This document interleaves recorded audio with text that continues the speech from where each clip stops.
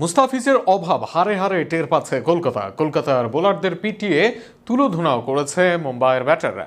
যে সময় কলকাতা ফিজের অভাব টের পাচ্ছিল, ঠিক একই সময় কবজির জাদুতে পিএসএল এ উইকেট তুলে নিয়ে ইতিহাস গড়েছেন মুস্তাফিজ। আমিরকে টপকে ইতিহাসের সবচেয়ে সফল বাঁহাতি পেসার বনে গেছেন তিনি। কলকাতার ভরাডুবি আর ফিজের দুর্দান্ত রেকর্ড করা নিয়ে থাকছে প্রতিবেদন। কারো পৌষ মাস, কারো সর্বনাশ। টি-20 ক্রিকেটে 4 ওভার বল করে পিএসএল এ গতকাল যখন 20 রান দিয়েই 1 উইকেট তুলে নিলেন ফিজ, তখন 2 শতাধিক রান টার্গেট দিয়েও পাত্তাই পায়নি কলকাতার বোলাররা। তখন অবশ্য বাঁহাতি এই পেসারের অভাব নিশ্চয়ই টের পেয়েছে কলকাতা টিম।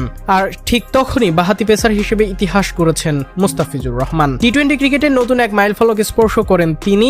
পাকিস্তান সুপার লিগে সাম্প্রতিক এক ম্যাচে নিজের প্রথম ওভারেই উইকেট তুলে নিয়ে ইতিহাসের পাতায় নাম লেখান এই কাটার মাস্টার। ওই উইকেটের মাধ্যমেই তিনি ছাড়িয়ে যান পাকিস্তানের অভিজ্ঞ পেসার মোহাম্মদ আমিরকে এবং টি-20 ইতিহাসে সর্বোচ্চ উইকেট নেওয়া বাঁহাতি পেসার হিসেবে শীর্ষে উঠে আসেন তিনি।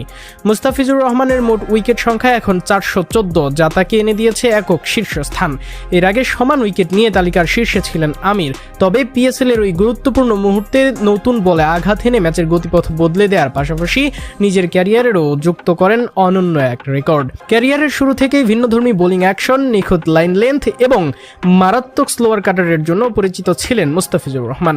বিশেষ করে ডেথ ওভারে তার কার্যকারিতা তাকে বিশ্বের অন্যতম সেরা টি-20 বোলারে পরিণত করেছে।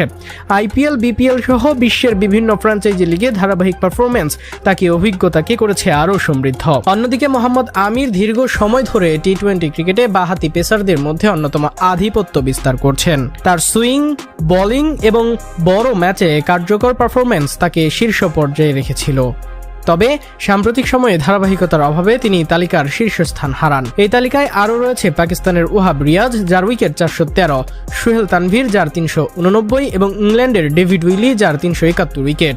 তবে সবাইকে ছাপিয়ে এখন কাটার মাস্টার মুস্তাফিজুর রহমান, যাকে কিনা দল থেকে রাজনৈতিক কারণে বাদ দিয়েছে কলকাতা নাইট রাইডার্স।